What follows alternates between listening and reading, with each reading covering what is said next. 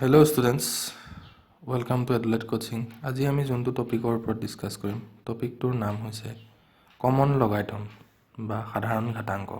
এতিয়া আমি এই টপিকটো ডিসকাস কৰিবলৈ হলে কেইটামান কথা জানিব লাগিব। প্ৰথম কথাটো হ'ল ঘাতাংক মানে কি? ধৰো a, x আৰু m তিনিটা সংখ্যা। a always greater than 0, a not equal to 1 আৰু m always greater than 0। যাতে আমি এটা কন্ডিশন পাওঁ ax equal to m, তেন্তে পাৱাৰত x সূচকটোক মানে এই পাৱাৰত যোনটো x আছে x সূচকটোক m সংখ্যাটোৰ a ভূমি সাপেক্ষে ঘাতাংক বুলি কোৱা হয়। ইয়াক প্ৰতিকাৰে লিখা হয় x is equal to log of a to the power m, পঢ়া হয় x is equal to log of m to the base a। এতিয়া আমি নেক্সট জানিব লাগিব সাধাৰণ ঘাতাংক মানে কি। এতিয়া আমি যোনটো log of a to the power m আমি ইয়াত পাইছিলো, ই a এর ভ্যালুত যত ভূমি a আছে বা বেজ a আছে, এর ভ্যালুত যদি আমি 10 পুট কৰো তেন্তে log of 10 to the power m ক সাধাৰণ ঘাতাংক বুলি কোৱা হয়। নেক্সট আমি কেইটামান বেসিক ৰুল জানিব লাগিব। বেসিক ৰুলৰ প্ৰথমটো হৈছে log of a to the power x is equal to log of a to the power y। যেতিয়া আমি এনেকুৱা এটা কন্ডিশন পাওঁ তেতিয়া আমি ডাইৰেক্ট লিখিব পাৰো x is equal to y। Second কন্ডিশনটো log of a to the power 1 equal to 0। Third কন্ডিশনটো log of a to the power a equal to 1। Fourth কন্ডিশনটো a log of a to the power n equal to n। এনেকুৱা যেতিয়া আমি এই কন্ডিশনবোৰ পাওঁ, এই কন্ডিশনৰ এই বেসিক ৰুল কিটাৰ মতে ডাইৰেক্ট ভ্যালু পুট হ'ব। থাৰ্ড আমি পইণ্টটো জানিব লাগিব log of 10 to the power m ক চমুকৈ LGM বুলি লিখিব পাৰি বা কয়। Next log of e to the power m ক চমুকৈ LNM বুলি লিখিব পাৰি। গতিকে এইখিনিতে তোমালোক অলপ পাজল হ'ব পাৰা যে LGM আৰু LNM দুইটা একে নেকি? দুইটা কেতিয়াও একে নহয়। LGM টো যেতিয়া দেখিম তাত সদায় বেস 10 থাকিব আৰু LNM যেতিয়া দেখিম আমি তাত সদায় বেসটো e থাকিব, কিন্তু ভূমি এই ভূমিটো e থাকিব। নেক্সট আমাৰ কেইটামান কমন ৰুল আছে লগাৰিথমৰ। কমন ৰুল কিটাৰ প্ৰথম ৰুলটো হ'ল প্ৰডাক্ট ফৰ্মুলা। প্ৰডাক্ট ফৰ্মুলাত ইয়াত লিখা হৈ আছে log of a to the power mn equal to log of a to the power m plus log of a to the power n। ইয়াত এটা condition আছে m, n always greater than 0। Next ৰুলটো হ'ল quiescent formula. ফৰ্মুলাটো হ'ল log of a to the power m by n equal to log of a to the power m minus log of a to the power n। ইয়াতো condition এটা আছে m, n always greater than 0। গতিকে এই formula দুটাৰ example চাইছো log of 2 to the power 4x। ইয়াত a এর value আছে 2, m n ত আছে 4 আৰু x। গতিকে আমি এটোকে বিভক্ত কৰিলো log of 2 to the power 4 মানে log of a to the power m plus log of 2 to the power x মানে log of a to the power n। Next আমি চালো log of 3 to the power 4x by 3y equal to ইয়াত log of a to the power m minus log of a to the power n এনেকৈ আমি লিখিব লাগিব। গতিকে লিখিছো log of 3 to the power 4x minus log of 3 to the power 3y। Next আমাৰ আৰু এটা ফৰ্মুলা দিয়া হৈ আছে। ফৰ্মুলাটো হ'ল পাৱাৰ ফৰ্মুলা। পাৱাৰ ফৰ্মুলা মতে log of a to the power m to the power p, ইয়াত p টো m ৰ পাৱাৰ হৈ আছে। এই পাৱাৰটো দিয়াৰ লগে লগে এই ফৰ্মুলা মতে আহিব p log of a to the power m। এটো ডাইৰেক্ট ফৰ্মুলা হয়। গতিকে ইয়াৰ এটা এক্সাম্পল হ'ল log of 2 to the power 3 to the power 2।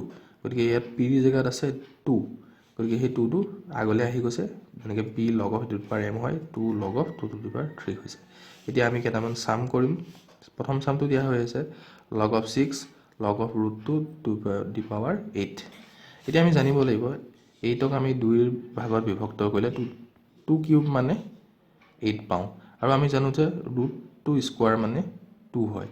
গতিকে আমি ইয়াত 2 এৰ সলনি যেতিয়া √2 হোল স্কয়াৰটো লিখি দিম, √2 হোল স্কয়াৰ আৰু যোনটো পাৱাৰত 3 আছে দুইটা ইনটু হৈ যাব। ইনটু হৈ মেলি √2 হোল টু দি পাৱাৰ 6 কৰিলে আমি 8 পাম। গতিকে আমি যেহেতু এই কোৱেশ্যনটো সলভ কৰিবলৈ হলে উইথ ৰেসপেক্ট টু √2 আমি ভাঙি লৈছো, তেতিয়া আমাৰ প্ৰবলেম সলভ কৰা সুবিধা হ'ব। হেতু কাৰণে √2 দি পাৱাৰ 6 এনেকৈ আমি এটো 8 টোক ভাঙি ল'ব লাগিব। গতিকে হেতুৱে কৰিছো √2 দি পাৱাৰ 6। গতিকে এটো আমি পালো log of a to the power m to the power p, যেটো power formula. Power formula p টো আগলৈ আহি যায়, গতিকে আমি হেতুকে লিখিলো log of 6 log of √2 into √2 এতিয়া আমি পালো এটো log of a to the power a যোনটো আমাৰ বেসিক ফৰ্মুলা আছিল বেসিক ৰুলৰ মতে এটো log of a to the power a value হল 1 হেতুকে আমি পুট কৰিলো log of 6 into 1 আকৌ নেক্সট এটো মিলি গল log of a to the power a গতিকে এটো 1 into 1 equal to 1 year ultimate answer 1 next আমাৰ যোনটো কোৱেশ্চন আছে এটো আমি লিখা হৈ আছে 10 to the power minus 2 log of 10 to the power 3 এই ফৰ্মুলাটো আমি যোনটো বেসিক ৰুলৰ আমাৰ 4th নম্বৰ পইণ্ট আছিল হেতু লগত মিলাবলৈ চাম a log of a to the power n গতিকে আমাৰ এই ফৰ্মুলাটো সম্পূৰ্ণ বনি থকা নাই যাতে আমি a log of a to the power n ৰ যোনটো ভ্যালু আছিল a log of a to the power n equal to n basic rule মতে গতিকে আমি হেতু তেনেকুৱা হিচাপত ভঙাম আমি এটো log of 10 log of 10 to the power 3 to the power minus 2 ইয়া যোনটো p আছিল এই p টো আমি ইয়াত পাৱাৰ হিচাপে লিখিব পাৰো কাৰণ এই গুটি পোৰচনটো আমি n হিচাপে পাব লাগিব তেতিয়াহে আমাৰ এই ফৰ্মুলাটো মিলিব এটো a log of a to the power n এতিয়া এই আমাৰ ফৰ্মুলাটো মিলিছে গতিকে ইয়াত ডাইৰেক্ট আমি n টো লিখিব পাৰো 3 to the power minus 2 আৰু 3 to the power minus 2 মানে হল 1/9 হেতু হল आंसर নেক্সট আমাৰ এটা দিয়া হৈ আছে log of 3 log of 2 log of 3 to the power 81 এতিয়া আমি 81 টো এটো সলভ কৰিবলৈ হলে উইথ ৰেসপেক্ট টু 3 ভাঙিব লাগিব আমি জানো যে 3 to the power 4 মানে হল 81 হেতু হিচাপে ভাঙিলো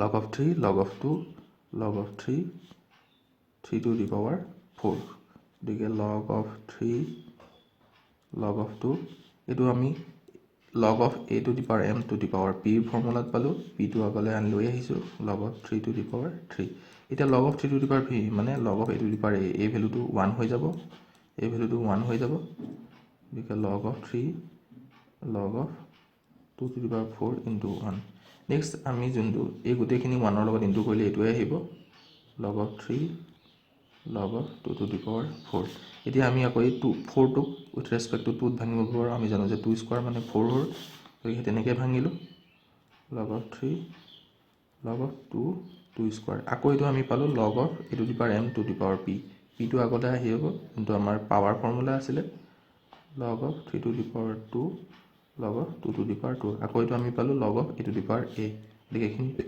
ভ্যালু আহিব log of 3 to the power 2 into 1 ultimate আনসাৰটো হ'ব log of 3 to the power 2 আমি নেক্সট এটা কোৱেশ্চন চাম 7 to the power minus 1/3 log of 7 to the power 27 এই কোৱেশ্চনটো আমাৰ যোনটো বেসিক ৰুলৰ হে বেসিক ৰুলৰ ফৰ্মুলা মিলাবলৈ চাম a log of a to the power n যেতিয়া আমি n টো আমি সলভ কৰোতে আমাৰ n টো ওলাব গতিকে আমি হেতু মিলাই লৈছো যোনটো ইয়াত -1/3 আছে এই -1/3 আমি 27 to the power পাৱাৰ হিচাপে লিখিম তেতিয়া আমাৰ ফৰ্মুলাটো মিলি যাব হেতুকে লিখিছো 7 log of 7